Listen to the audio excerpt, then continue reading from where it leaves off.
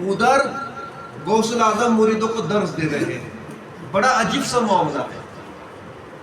درس دیتے دیتے اچانک کیا ہوا کہ سیدنا پیران پیر کھڑے ہو گئے اور ان کی جو لاٹھی تھی اس لاٹھی کو لیا اور زمین پر گاڑنے لگے. مریدین حیران، شاگرد حیران، یہ ہمارے استاد کو اچانک کیا ہوا؟ پڑھاتے پڑھاتے کھڑے ہوئے اور لکڑی جو ہے زمین پر گاڑ رہے ہیں اور اتنی زور سے گاڑ رہے ہیں کہ گاڑنے کی کوشش کر رہے ہیں. تمام مریدین میں سناٹا چھا گیا اور تمام مریدین یہ سمجھنے لگ گئے کہ آخر ہمارے پیر کو ہوا کیا. لہذا بہت دیر تک غوث اعظم اس لاٹھی کو زمین میں گاڑنے کی کوشش کرتے رہے اور جیسے جیسے گاڑنے چلے جاتے سیدنا غوث اعظم کے چہرے کا رنگ متغیر ہو جاتا، تبدیل ہو جاتا، چینج ہو جاتا. کرتے کرتے ہرا ہوا، کرتے کرتے آگے بڑھا، کرتے کرتے پورا چہرہ لال ہو گیا.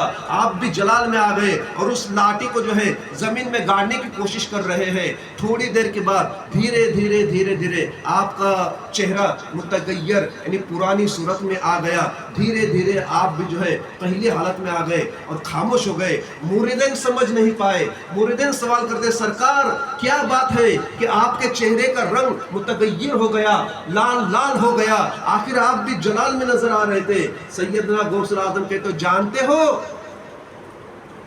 وہاں پر شمع خانی چل رہی ہے اور معین الدین چشتی نے کچھ اشعار عشق کے رسول کے متعلق سنے تو اتنے وزد میں آ گئے کہ اپنے آپے سے باہر ہو گئے. اور ایسے جاباز عاشق کو اس روحانیت سے روکنا، اس جلالیت سے، اس کیفیت سے روکنا ضروری تھا. اگر انہیں نہ روکا جاتا تو میری سرزمین بغداد الٹ جانے کا اندیشہ تھا. اتنے وقت میں آ گئے. لہٰذا میں نے کوشش کی اور اس کوشش کو اللہ تعالیٰ نے کامیابی کی صورت عطا فرمائی. وہاں بابا معین الدین چشتی بھی دھیرے دھیرے وسط سے دھیرے دھیرے پہلی حالت میں آ گئے اور سیدنا غوث اعظم بھی دھیرے دھیرے پہلی حالت میں آ گئے. پتہ یہ چلا کہ سیدنا غوث اعظم نے، پیران پیر دستگیر نے سیدنا معین الدین چشتی کے خاطر شمع خانی کا اہتمام کیا، لیکن اس شمع خانی میں سیدنا معین الدین چشتی کو اتنا وزد آ گیا کہ ان کی کیفیت جو پہلے تھی اس سے کئی الگ ہو گئی.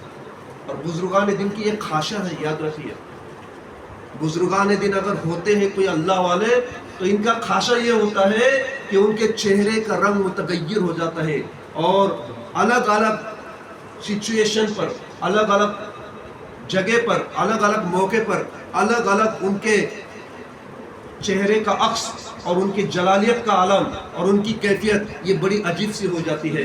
تو سیدنا معین الدین چشتی رحمۃ اللہ علیہ جب اپنی اصلی حالت میں آ گئے، وہاں سے آگے آپ نے غوث اعظم سے ملاقات کی اور وہاں سے اجازت لے کر کے سرزمین ہندوستان کی طرف نکل پڑے. تو مقام اصفہان پر آپ پہنچے، وہاں پر آپ نے دیکھا تو آپ کی ملاقات وہاں پر ابو سعید اصفہانی رحمۃ اللہ علیہ سے بھی، اور ان کا ایک بہت ہی چاہنے والا نوجوان تھا. ابو سعید اصفہانی رحمۃ اللہ علیہ کا چاہنے والا وہ یہ تمنا رکھتا تھا کہ میں مرید بنوں تو ابو سعید اصفہانی کا ہی بنوں.